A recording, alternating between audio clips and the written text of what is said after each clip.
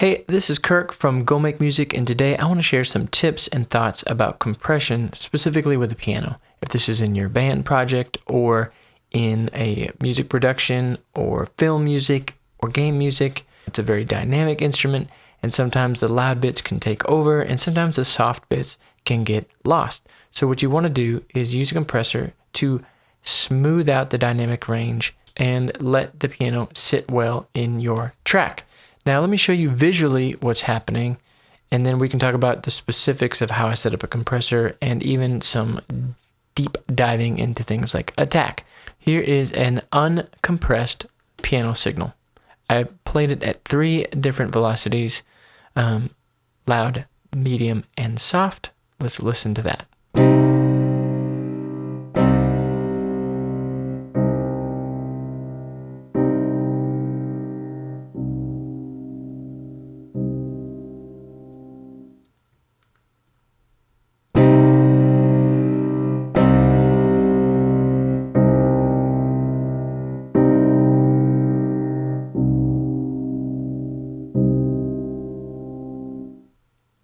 Now, you might notice a few things.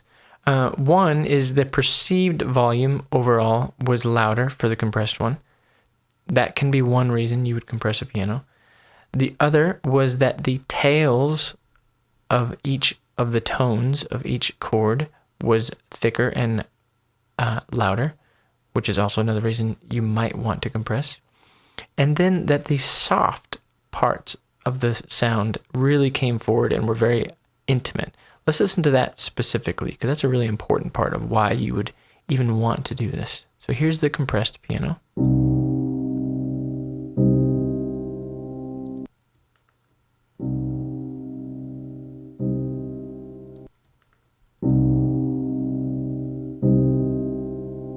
So notice how this piano really comes forward. It's very intimate, it's very close, and that is a wonderful part of compression. So you can turn up these soft bits without going overboard on your loud bits. So how do we do this? How do we get started? And again, these are not rules. These are just ways to think about it when you are doing this, and season to taste, of course. So the first thing you want to do is choose your compressor. In this case, I'm using a Studio FET style compressor like a 1176. All compressors are going to have slightly different tones and different attacks, and the way even their perceived attack sounds different from one compressor to another, even if the time is the same. But I like this one as a good place to start. Once you've picked your compressor, then you can start with the ratio. I think a great place to start is 3-to-1. If you don't have 3-to-1, then do 4-to-1. If you don't want to do 4-to-1, do 2-to-1. But anywhere between 2-to-1, 4-to-1 is a great place to start. I'm starting in the middle, between 2 and 4, which is 3. Once you've done that, you can decide later if you want to go a little bit more slammy in the 8 to 10 to 12 and beyond, or if you want to go more subtle in the 2 to below 2. But right now we're going to be there. So once you pick your ratio, then you're going to do your attack time. Now, I want to go a little bit deeper into attack time, but first let me say this. You usually want to go on the faster side for this specific purpose, being a piano. And for a lot of compressors, if you go too fast, you will introduce distortion. So let me show you what I'm talking about. You can hear that distortion. Starts to go away as soon as I back off the time. Let me do a little bit of their modeling to even give you a little bit more.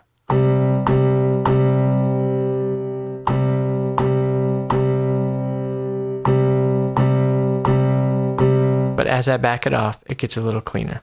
So my tip or thought is to try to make it as fast as possible without creating distortion, and then back it off until you get the attack of your piano where you want it. And usually for this purpose, it's going to be in the faster range. But let's listen to a few attack times so you can hear what's happening. Let's start with a very obvious attack. So this is where I have the compressor basically wide open. I'm having about 100 milliseconds. I'm letting a lot of attack come through. And here's what it looks like. You can see the attacks, and here's what it sounds like. So you can hear it's like letting that attack come through, and then it's clamping down on it. Okay, that's 100 milliseconds. Let's listen to 50.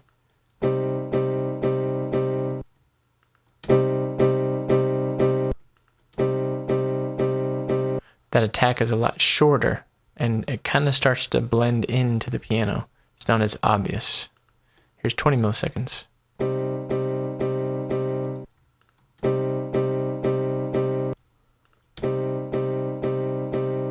Also blending in. And then here is 5 milliseconds.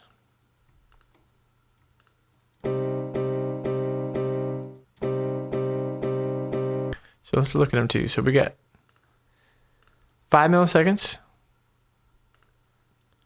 20 milliseconds, 50 milliseconds, and 100 milliseconds. So let's listen to 5 again. Now that's starting to sound a little bit too grabby to where we're starting to sound kind of squishy. And yes, squishy is an official audio term. And so 50 to me for this is a little too plinky. Also an audio term. And that's just to kind of let you know what attack sounds like. So choose your attack time based on your taste, based on maybe the performance that's going on. This is obviously like 4 slammed chords. Your whole song is probably not going to be like that. So choose the attack time based on your taste and your preference, but usually it's going to be somewhere between 0 and 20 or 10 and 50, depending on what's going on. So that was your step 2, basically. You choose your ratio, and then you dial in your attack as fast as you can without introducing distortion and or getting that initial attack to be where you want it. Now, as far as release goes, I think a safe place is just right up the middle. I even will use auto sometimes, which is great. The faster you do your release, the more pumping you're going to get. So if you want to make it sound natural, a mid to quick mid release is fine. And then once you have that going on, you will set up your threshold. Your threshold, let's solo this guy. So you want to bring your threshold to a place where you're getting 6 to 8 on the loudest slamming part of the song, of the piano, right? So that's kind of where we're at. I'm pegging it at 8, okay? So you just adjust your threshold, you bring it down. So you're doing nothing, 1 dB, I just keep going. There's 5 dB. There's 8 dB. Okay, now you can bring it as low as you want to. There's no judgment, but I'm just saying this is a good place to sit on the high end, and then you can back it off or add more to taste. Once you got that going on, you've got your ratio, you set your attack and your release, you dialed in your threshold.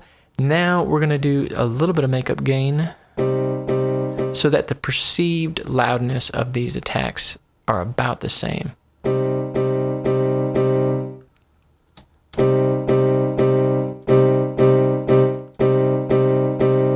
All right. Now notice that these levels on the uncompressed signal, let me see, uncompressed, I'm turning that off. I'm peaking. And then when I compress it, I'm still peaking a little bit. So what you can do there is either back off your makeup gain. You can also back off the output of the compressor. Great.